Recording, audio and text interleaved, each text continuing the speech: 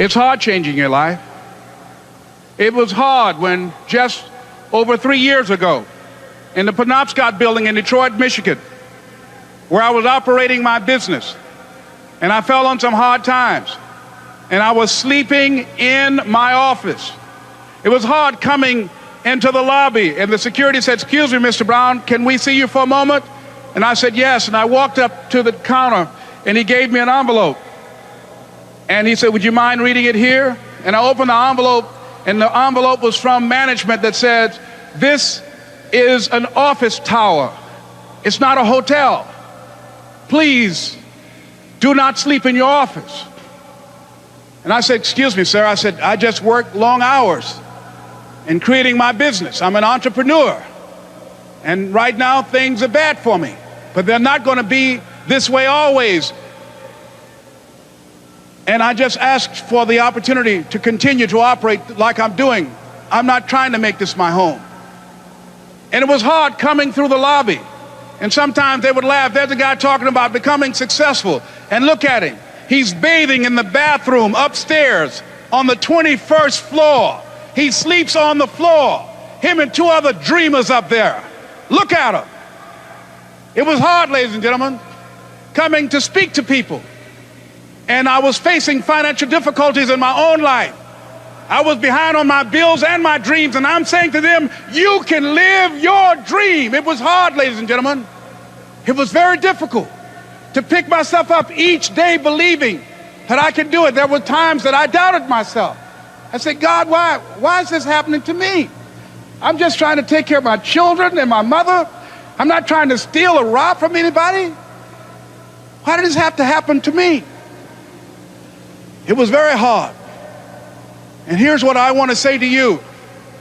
For those of you that have experienced some hardships, don't give up on your dream. No one could have convinced me by holding on, by continuing to push forward, by continuing to run toward my dream, that one day I would have my own talk show. It's a long shot, ladies and gentlemen, from Liberty City, an abandoned building on a floor, never knowing my mother or father. It's a long shot. Being here with you today in this dome in Atlanta, it's a long shot. No college training, labeled educable, mentally retarded, but I kept running toward my dream.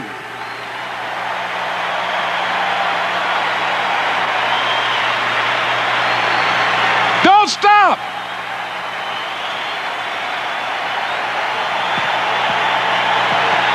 Don't stop.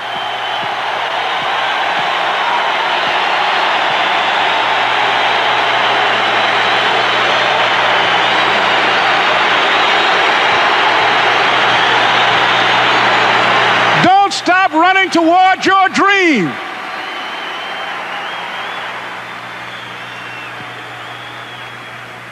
It's very important as you hold on to that dream. There are moments when you're going to doubt yourself. There are rough times that are going to come, but they have not come to stay. They have come to pass. It's very important for you to know that. Don't say, "I'm having a bad day." Say, "I'm having a character building day."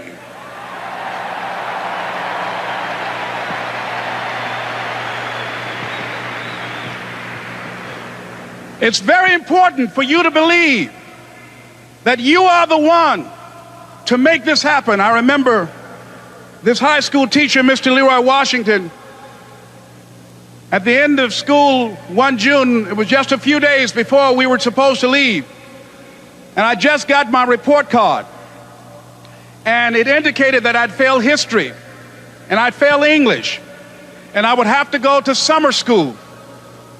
And I was feeling within myself that I was a failure, that I'm slower than most people in getting paperwork, and I was feeling down on myself and very negative. And Mr. Washington was giving a speech to the graduating seniors, and I was in 11th grade. And even though I wasn't supposed to be in there, I went in there because the speech he was giving, that speech was for me. And as he talked, my heart began to beat fast. Tears began to run down my eyes, and I was in the back just listening to him, because he said, And he was a very dramatic man. I still talk to him to this day. He said, as graduating seniors of Booker T. Washington High School, I want you to know that you're blessed and highly favored, and that as you go toward the future, begin to know that you have greatness within you. And if just one of you here begin to envision yourselves as being blessed and highly favored to reach your goals, if just one of you capture the essence of what that means, that you have greatness within you and a responsibility to manifest that greatness, that you can make your parents proud, you can make your school proud, you can touch millions of people's lives, and the world will never be the same again because you came this way. And the students gave him a rousing standing ovation. And as he left the auditorium, I ran down the steps and I caught him in the parking lot. I said, Mr. Washington? He said, yes. I said, do you remember me, sir? He said, no. I said, my name is Leslie Brown. My mother, she works in the cafeteria here. I'm one of the twins, Leslie and Wesley. I said, Mr. Washington, but you know, I got these big dreams. I like talking to people. I love people. I said, I want to work with people, and I got this dream of buying my mama a home. Could I do that, Mr. Washington? He said, it's possible, Mr. Brown. And as he walked away, I called him again. I said, Mr. Washington? He said, what do you want now? I said, I'm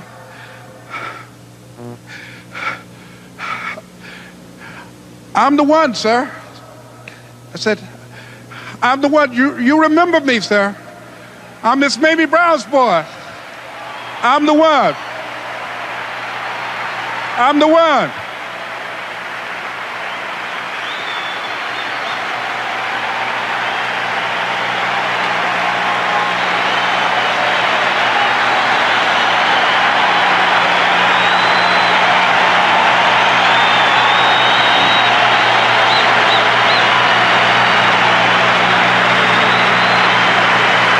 And you must feel that's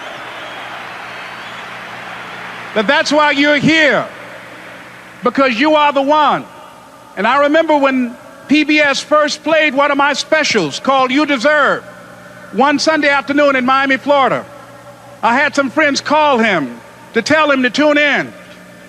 And he watched the program. He called me in Detroit, and I answered the phone. I said, hello. He said, may I speak to Les Brown, please? I said, who's calling? He said, you know who this is. I said, oh, Mr. Washington, it's you. He said, you were the one, weren't you? I said, yes, sir. He said, and you were so crazy. I said, I know, but I'm rich now.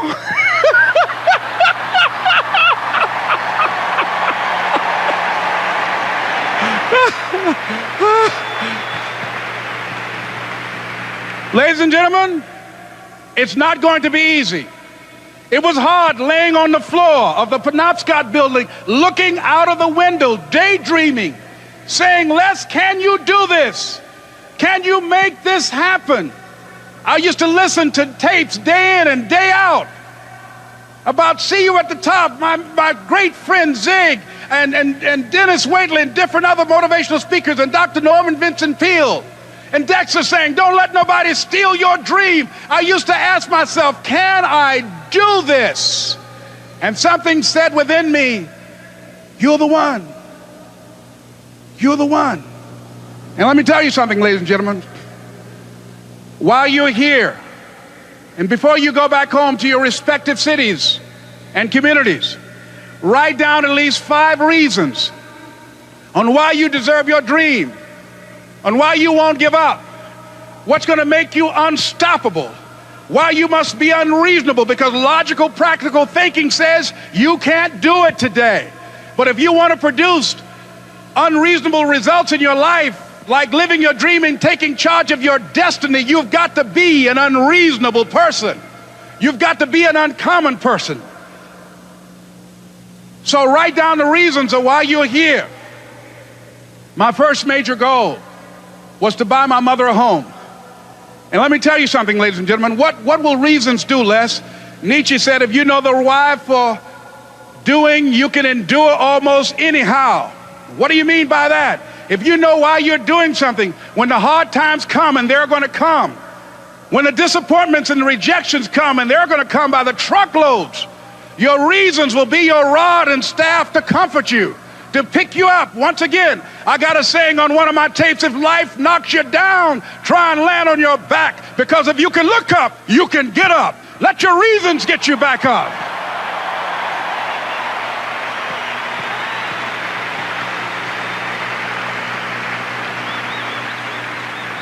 I remember when I bought the home for my mother, and she came out of the car. When I opened the door, I said, "Mom, I think I know these people in this house."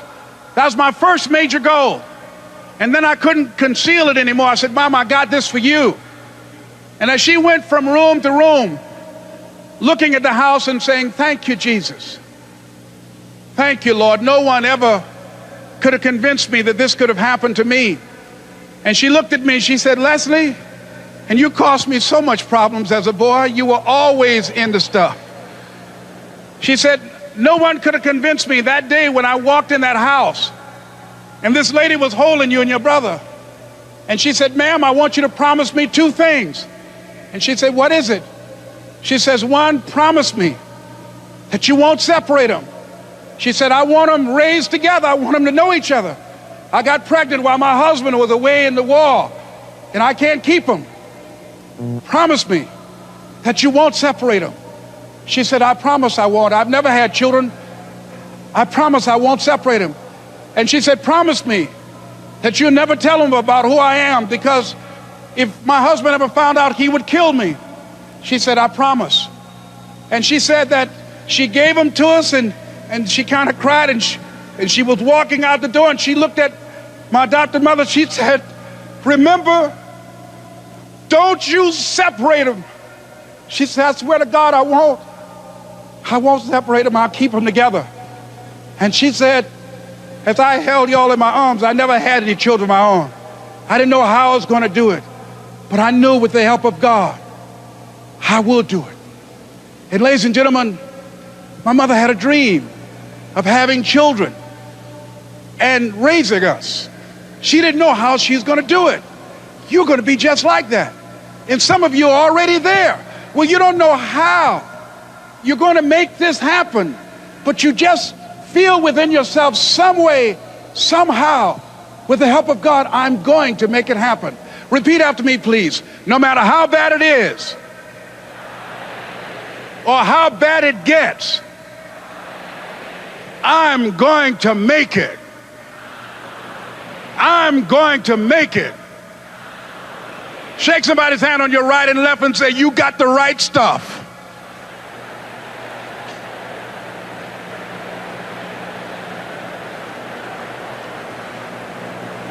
So yes, it's possible for you to live your dream. It's necessary that you associate with winners, that you work your system, that you are relentless, that you never give up. It's you. You've got to take personal responsibility. You've got to make it your personal business to make it happen. And you've got to resolve within yourself that I can do this, that it's hard, but you've got to say, I'm the one. I'm the one to make this happen. I'm the one to become successful in this business. As you work to help other people to become successful, that feeds your success. But you know it's going to be hard, but find out what will make it worth it for you.